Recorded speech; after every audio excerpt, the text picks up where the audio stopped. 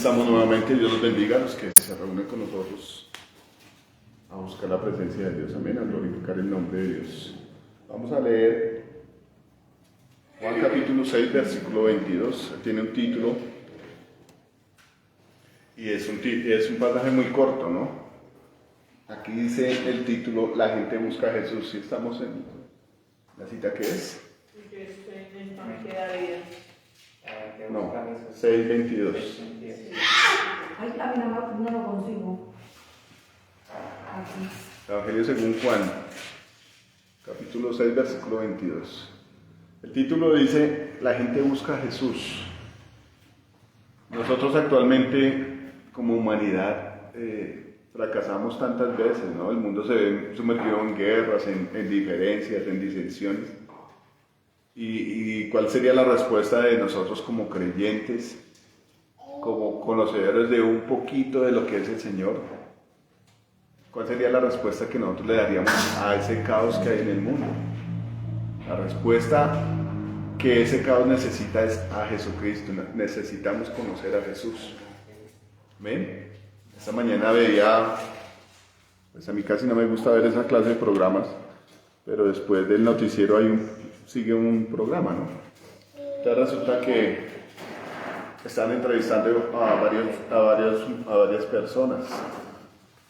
A varias personas las están entrevistando. Pues, no quiero sonar homofóbico ni nada de estas cosas, ¿no? Pero salían varios muchachos vestidos de mujer y había gente que estaba criticando a estos chicos vestidos de mujer, ¿no? Y las personas se refieren a ellos de una forma dura, ¿no? De una forma como sin misericordia, como qué desastre, qué asco, cosas así, ¿no? Y como yo dije al principio, no quería sonar homofóbico, pero tampoco quiero sonar a demasiado misericordioso, a demasiado bondadoso y a demasiado comprensivo. Porque si hay una cosa en la que el Señor marca la diferencia, es que el Señor Jesús no se va a los extremos. El Señor es la mitad, es la balanza. El Señor es la justicia nuestra. ¿Amén? Si el Señor se fuera a un extremo, si hubiera ido a un extremo, seguramente no había agradado al Padre, no había hecho la voluntad de Dios. Si se fuera al otro extremo, de comprender a la gente y de aceptarle su pecado, seguramente también la justicia hubiera fallado. Pero una cosa decía el Señor Jesús, y era que Él venía a traer espada. Entonces, la palabra representa la espada, la palabra representada por una espada, ¿no? Acuérdense lo que dice el Señor en Apocalipsis, que de su boca salía una espada aguda de 2 filos. ¿Amén? Entonces, es como si esa espada aguda representara los 2 extremos, pero en uno solo, cortando. Algunos dicen que por un lado corta y por el otro trae vida. Amén. Entonces, y también lo representa la palabra cuando dice que Juan el Bautista era un mensajero que venía a preparar el camino del Señor, ¿no? Un camino plano. Entonces dice la palabra, bueno, todo valle sea alzado y todo monte sea bajado.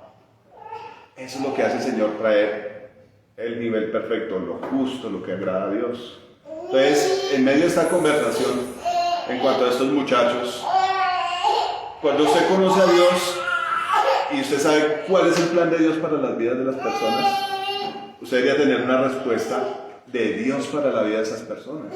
¿Qué necesita esta gente? Conocer la misericordia de Dios. Muchas veces nosotros conocemos un poco de la palabra y somos implacables, ¿no? Ay, qué porquería, qué asco, No, es gente que necesita tener un encuentro con el Señor. Porque si una persona de estas se muere en rebelión con Dios, pues se va para el infierno, ¿no? Pero cuando usted es un amigo del Señor y usted entiende qué es lo que quiere Dios de la humanidad, usted aprende a ver con misericordia. En medio de la conversación hablábamos estas cosas, ¿no? Mucha gente toma el nombre de Jesús en sus labios y puede decir cosas buenas o puede decir cosas malas. Pero cuando usted usa la palabra del Evangelio para glorificar a Dios primero y para mostrarle a la gente qué es lo que quiere Dios de ellos, está siendo un buen hijo de Dios. Amén. Ahora, referente a este título, dice aquí que la gente busca a Jesús. Tendríamos que mirar ¿de qué manera buscamos nosotros al Señor, no? ¿Por qué busca usted al Señor Jesús? ¿Por qué busca usted a Dios? Y las respuestas pueden ser varias, ¿no? Si usted busca a Cristo, tiene que reconocer que usted lo necesita, ¿no? Y esa era la respuesta inmediata a la predicación de Juan el Bautista, ¿no? Juan el Bautista predicaba el bautismo del arrepentimiento. Y más o menos lo dibuja el apóstol Pablo en Romanos cuando dice: yo quiero hacer lo bueno en mi interior, y el hombre interior ama a Dios, pero el exterior hace las cosas mal, peca. Yo con la mente sirvo a Cristo, pero con mi cuerpo sirvo al pecado. Entonces inmediatamente viene la respuesta del mismo Pablo. Él lo estaba como dibujándolo. Dice: más gracias doy a Dios el Padre por haber dado a Jesucristo.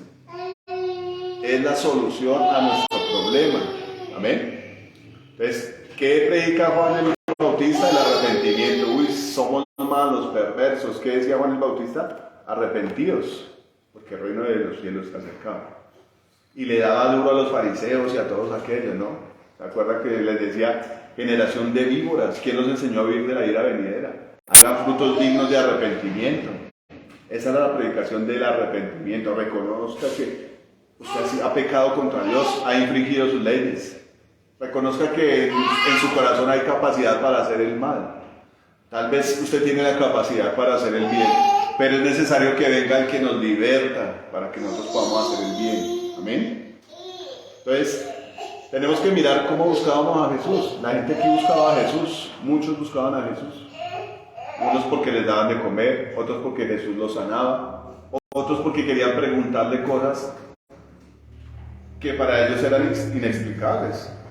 Como por ejemplo Nicodemo. Nicodemo decía: sí, sabemos que tú eres el maestro, pero el Señor les enseñó cosas más grandes. Amén. Entonces la reflexión de esta noche es: ¿cómo buscamos nosotros a Jesús?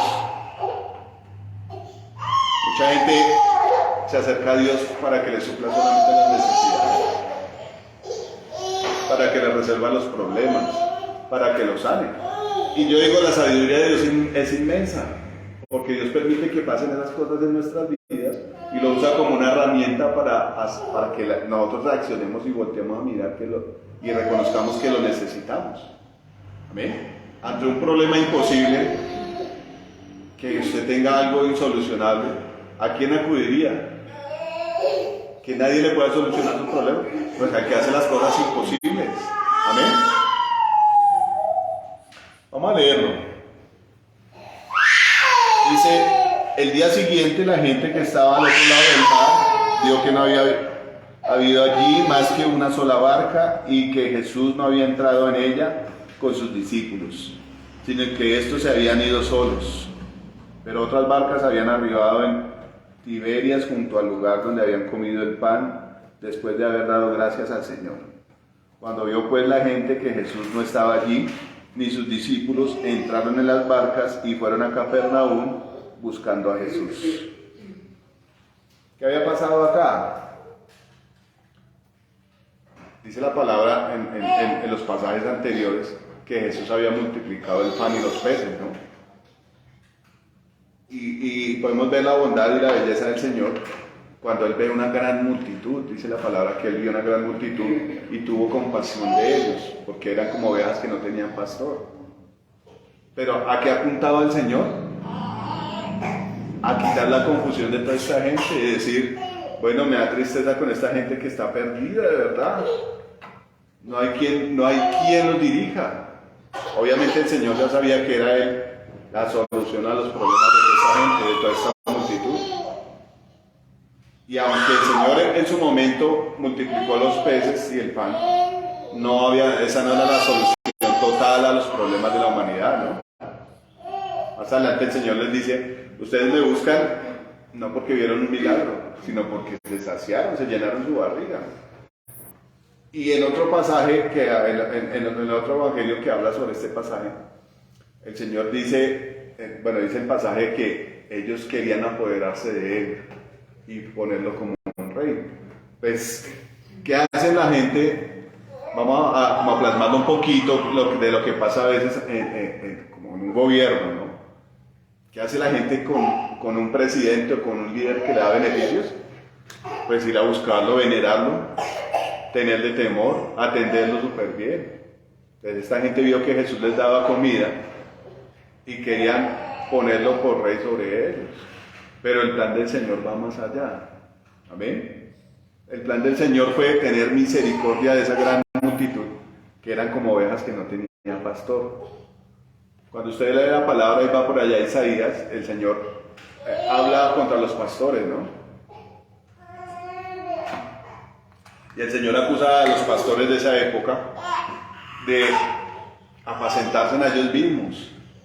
Y es lo que pasa actualmente, coger los recursos de la iglesia y vivir una vida excelente, pero la gente necesita quien ore por ellos, necesita quien los discipule, necesita quien les predique, necesita quien esté pendiente de ellos. Eso es un verdadero pastor.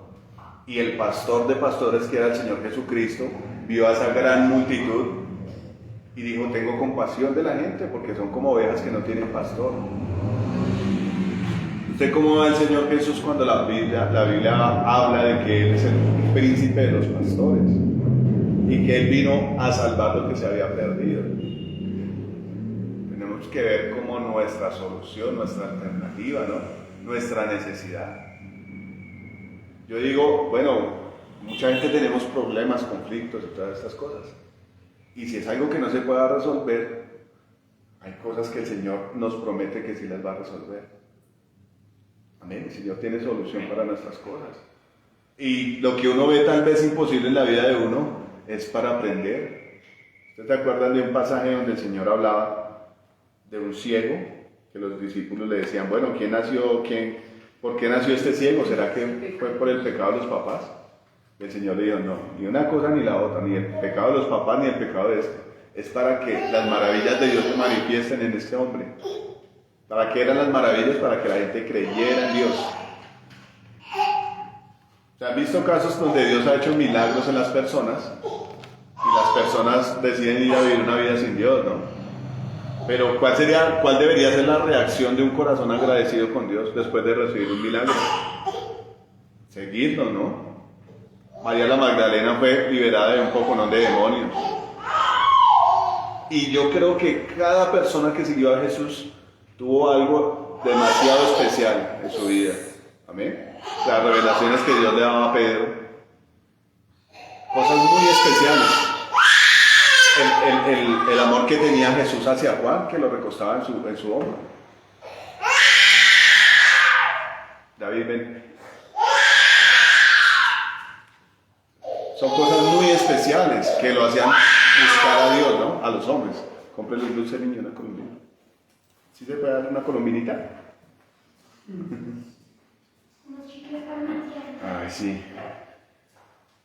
Son cosas especiales. Es cómo ve uno a Jesús. Pero el centro de esta reflexión no es cómo ve usted a Jesús, sino qué es Jesús para usted. Porque especialmente hoy venía en el taxi y yo llegué primero que todos. Pero el taxista me atrapó y vi con una serie de preguntas. Y era un hombre que quería saber cosas de Dios. Pero me hizo acordar de un versículo que decía: tenga cuidado usted cómo oye. ¿Para qué quiere saber cosas de Dios? ¿Para arrepentirse realmente, para ser un hijo de Dios? ¿O para discutir?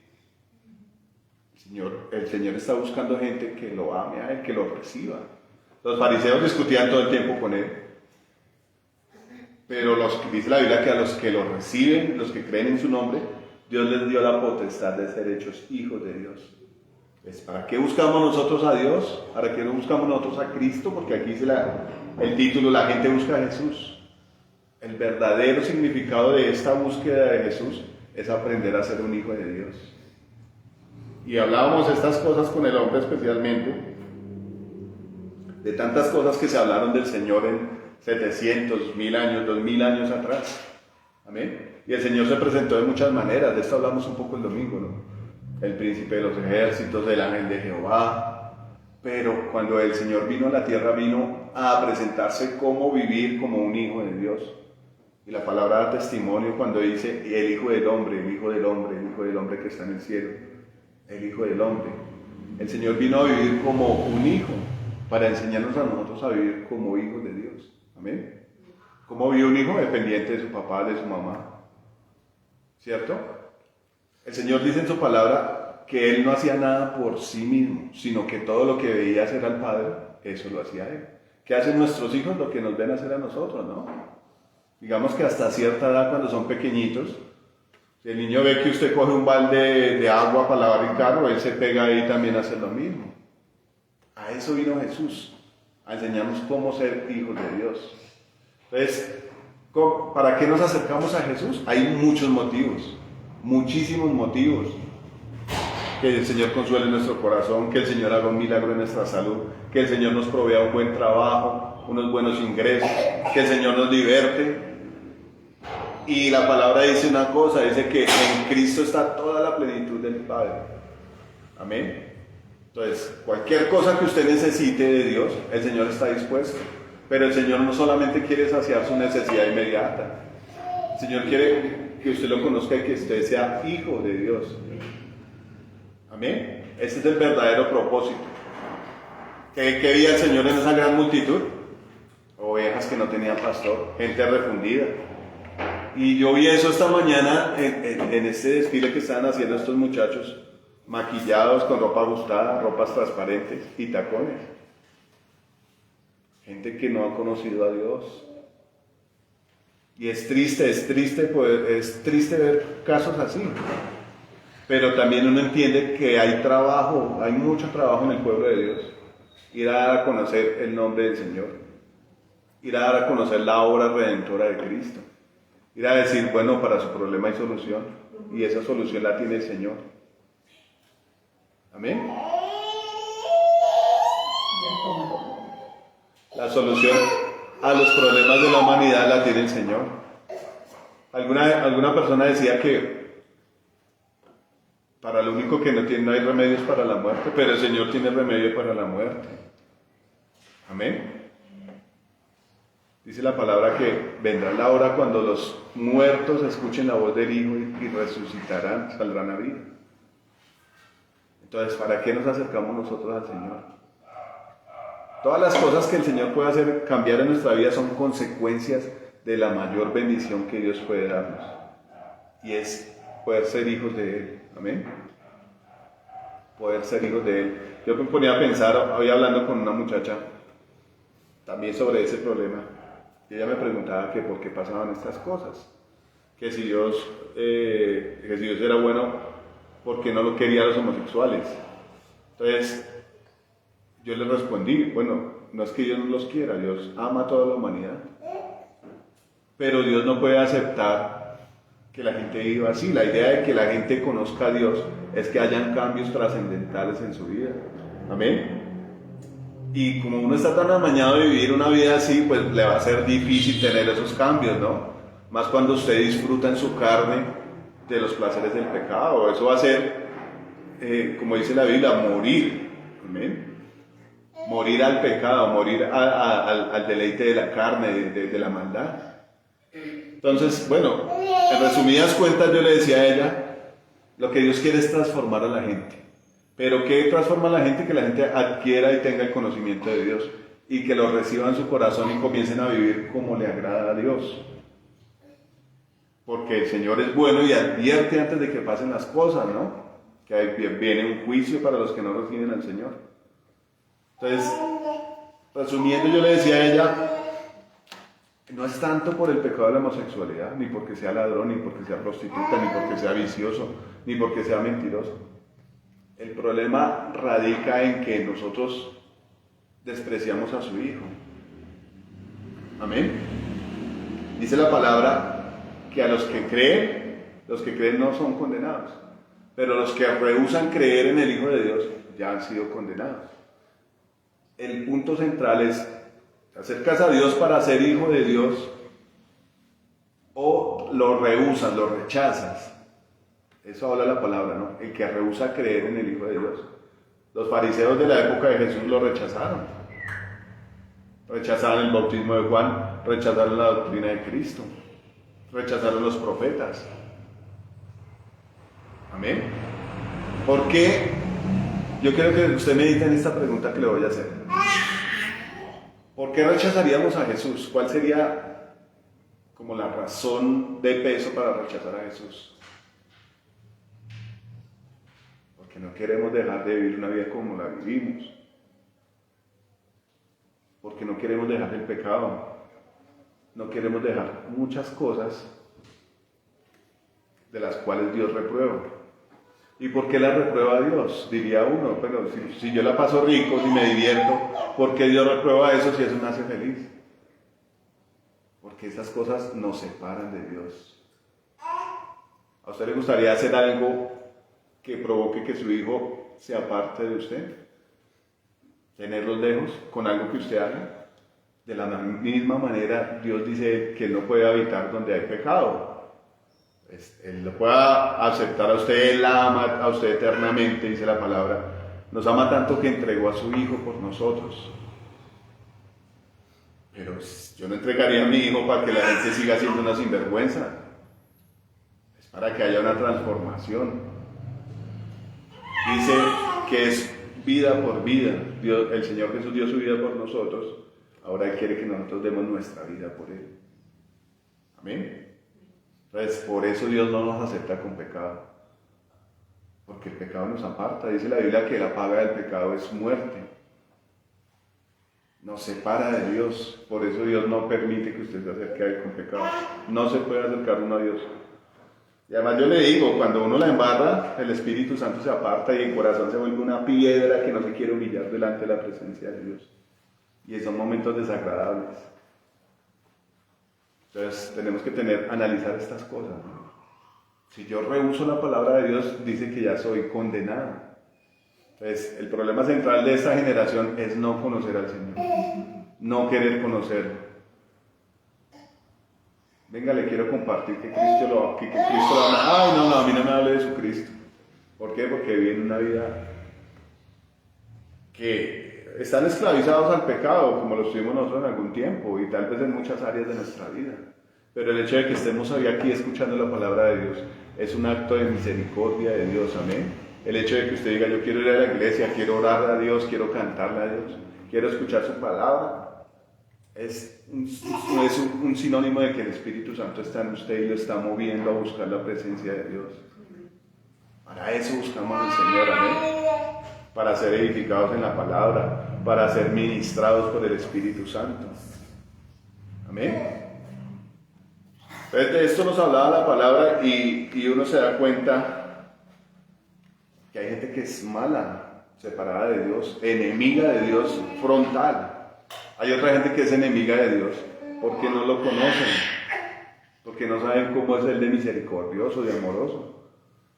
Yo leo la palabra en el Antiguo Testamento, voy como en un orden y se da uno cuenta que a pesar de que la gente haya pecado contra Dios y hayan venido juicios de parte de Dios, juicios durísimos, el Señor sigue hablando del amor que Él tiene. Dice, bueno, usted la verdad la embarró conmigo hasta el cuello y yo voy a traer sobre usted un castigo que, mejor dicho, la gente lo va a escuchar y va a quedar sorprendida. Pero arrepiéntase, vuelvan a mis caminos. Y la palabra de Dios dice que Él se duele del castigo. Dios no quiere castigar a la humanidad, sino más bien dice la palabra que la voluntad de Dios es que todos se salven, que todos procedan al arrepentimiento. ¿Cuál es la intención de acercarnos a Dios? Aprender a vivir como a Dios le agrada, ¿eh? Tenemos luchas, tenemos resbalones, pero la idea es persistir. El apóstol Juan dice que si nosotros pecamos, tenemos un abogado. El abogado que no pierde ningún caso, el abogado que nos ama. Mi esposa está viendo una serie de abogados, que no les voy a decir el nombre para que no se peguen ahí, porque esas series son muy adictivas. Y habla de unos abogados que se les presentan unos casos terribles, pero son unos tipos, bueno, son editados y todas esas cosas. Y se ven en los problemas donde ya perdieron el caso y de repente pasa algo y los tipos sacan su inteligencia, son brillantes y ganan todos los casos. Pero el Señor ya pagó por todas esas cosas, ¿ven? Con su justicia. Pues, Tenemos que tener en cuenta que el Señor es amor. Amén. La palabra dice que Él es amor y fuego consumidor. Pero yo digo, el amor que Dios ha tenido para con nosotros ha sido tan maravilloso que a pesar de los errores, dice la palabra que Él sigue siendo fiel. Amén. Y nos da la oportunidad todos los días, cada mañana es una oportunidad para volver a la presencia de Él. Hay que fortalecer nuestra relación con el Señor. Alguna vez decía el pastor Antonio que cuál era la intención que usted tenía en su corazón cuando cogía una Biblia para leerla. Porque hay gente que sabe Biblia. Este señor que me tenía en el taxi me dice, yo leo la Biblia, y sí, cuando conversa se le nota que sabe versículos y sabe qué pasó en la historia de Daniel, y sabe qué pasó con la historia de Jacob, y sabe qué pasó con Abraham. Yo le decía, y en eso suele caer uno muchas veces, ¿no? Yo le decía, no es tanto saber la Biblia, es tener una relación con el Señor. Es tener una relación con Él, orarle, pedirle. Y algo me sorprende a mí, me ha sorprendido mucho estos días, que tal vez, y en esto también como que el Señor le prueba la fe a uno, que están pasando momentos angustiosos en nuestra vida, y ¿cuál debería ser la respuesta de nosotros? Orarle al Señor. Pero en nuestra ansiedad queremos que las cosas pasen de inmediato. Y si usted se da cuenta ahorita aquí donde estamos sentados, Dios ha traído respuestas a esas oraciones que hicimos tal vez hace 2, 3 años, 8 días, un mes. Yo siento que Dios está respondiendo oraciones que yo le he hecho a Él hace un mes. Pero en eso Dios prueba la fe. Bueno, ore y espere que el Señor haga. Y nuestra ansiedad es tan terrible, y a veces pasa cuando estamos enfermos, ¿no? O un hijo está enfermo. Bueno, la Biblia dice aquí que debemos orar y queremos que el pelado se sane ya. Pero Dios hace sus cosas a su tiempo, ¿no? Y con eso también va perfeccionando nuestra fe, nuestra confianza. Entonces, hay muchos motivos por los cuales acercarnos a Dios. Pero el esencial es aprender a ser hijos de Dios. Amén. No solamente por el pan como hacía esta gente, o no solamente por los milagros. Los fariseos se acercaban a Él para tentarlo. Amén. Para hacerlo caer en algo y después mandarlo a la muerte. Para probarlo y hacerlo caer. Pero eran pocos los que de verdad se acercaban y decían, verdaderamente este es el Hijo de Dios, este es el profeta que había de venir. Había pocos que decían, tú eres el Cristo, el ungido de Dios. Eso es lo que tiene que haber en nuestro corazón. Pero esas cosas van viniendo cuando usted va regularmente a la presencia de Dios. Usted lee su palabra y dice, uy Señor, estoy sorprendido. Usted abre los ojos y saca su cara por la ventana y ve las montañas, las nubes, el agua, los animales. Y se acuerda que por ahí en Génesis dice, y creó Dios los cielos y la tierra, y todas estas cosas. Entonces usted comienza a decir, claro Señor, te quedó precioso ese cielo, mira esas estrellas tan lindas. ¿Me entiende? Usted va a acercarse a Dios, y si usted se acerca con la intención que Dios quiere que usted se acerque, Dios comienza a revelarle cosas. Revelarle muchas cosas. Decían estas canciones ahorita que los enemigos de Jehová son tenidos por vanidad. Y si nos damos cuenta, la vida de los hombres que se han levantado contra Dios es vanidad. Acumulan riquezas, levantan ejércitos, matan gente, son enemigos de los cristianos. Pero llega un día donde se mueren y se les acabó su historia. Vanidad. Y todas esas cosas que hicieron mal, Dios las va a tener allá anotaditas. Amén. Pero si uno busca al Señor con el deseo de ser un hijo de Dios, va a haber bendición. Dice la palabra que si nosotros siendo malos sabemos dar buenas dádivas a nuestros hijos, ¿cuánto más el Padre Celestial dará buenas cosas a los que se los piden?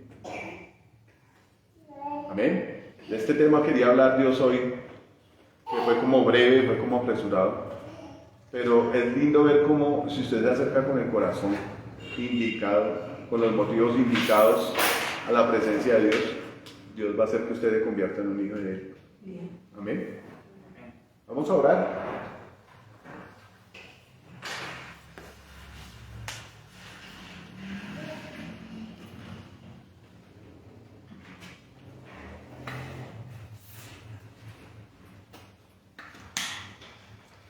Bueno, amado Señor bendito, Señor, te glorificamos en este día, Dios Santo.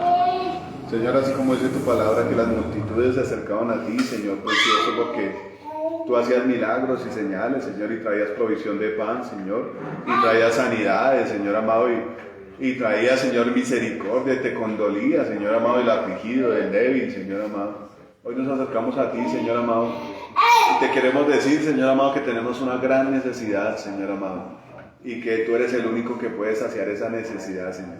Es ser libre, Señor amado.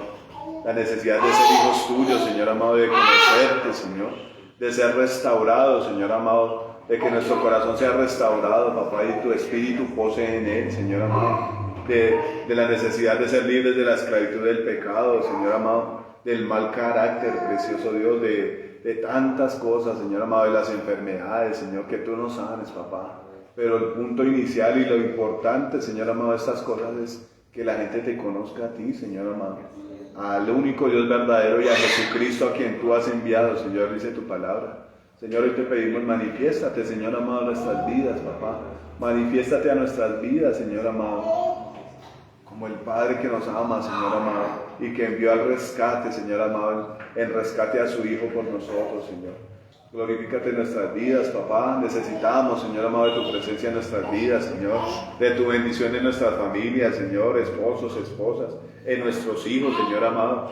Necesitamos que tú te glorifiques en nuestros trabajos, Señor amado, en nuestros ingresos, Señor amado, en nuestros barrios, Señor bendito, en nuestras mismas familias, Señor. Que tú traigas el avivamiento, Señor amado. Que tú traigas, Señor amado, el arrepentimiento a nuestros familiares, Señor. Que, Señor amado, esos corazones duros, Señor amado, se vuelvan corazones de carne que te crean, Señor, que te valoren, Señor amado, que te amen, Señor, y que se den cuenta que en ti está la vida, la bendición, Señor, la inmortalidad, precioso Dios, está en tus manos, Señor bendito. La obra de tus manos te adora, Señor amado, en esta noche, Señor. La obra de tus manos te alaba, Señor amado, nuestras almas te alaban, precioso Dios, porque solo tú eres bueno, Señor amado, y misericordioso, Señor. Danos la revelación de ser hijos tuyos, Señor amado. Cómo caminar, Señor, cómo conducirnos, Señor amado. Cómo agradar tu corazón, Señor. Cómo recibir al Señor Jesucristo, aún en los momentos difíciles, Señor amado, que pasan en nuestras vidas. Aún en los momentos de que estamos con mal carácter, Señor. Que venga el Espíritu y nos hable, Señor amado, y que podamos responder como hijos amados, Señor amado. Hoy te bendecimos, Señor, y te damos gracias, papá. Yo te pido que bendigas, Señor amado, a María Ángel, ¿sí? Padre, bendice a María Ángel, Señor, a su niño, a su familia, Señor amado. Glorifícate en su vida, Señor amado. Y que ella, Señor amado, también pueda ir delante de tu presencia como una hija, Señor, en el nombre de Jesús. Como una hija tuya, Señor amado, para clamar por todas las cosas, Señor, y que tu oído esté atento a sus oraciones, Señor amado. Y que tú te glorifiques en ese corazón, Señor, y en esa vida, papá. Y traigas consuelo, Señor, y alegría, Señor. Tu palabra dice que, Señor, el Espíritu te ungió para traer manto de alegría en lugar de espíritu angustiado, Señor. Hoy te bendecimos, Señor, y yo te doy gracias, papá. Gracias, amado Rey, porque tú eres bueno, Dios. Porque tú eres maravilloso, papá. Porque tú eres bello, Señor. Eres bondadoso, Señor. Y tu misericordia es para siempre, Señor amado. Te bendigo, mi Dios, en el nombre de Jesús, Señor. Atamos toda retaliación en esta noche, Señor, y toda venganza, Señor. Toda furia de las tinieblas, Señor amado, todo espíritu que venga a poner trampas, Señor, para hacer caer a tus hijos, que ha, Señor amado, atado y echado al abismo en el nombre de Jesús, y que desciendan tus saetas, Señor, sobre nuestros enemigos, Señor, sobre todo enemigo espiritual, Señor amado, vengan tus saetas y sean esparcidos, Señor amado. Te bendecimos, Señor amado, y te damos gracias, Señor, en el nombre de Jesús. Amén y amén. Bueno, mis hermanos, Dios los bendiga. Esperamos vernos en otra ocasión. Que el Señor los continúe bendiciendo. Amén.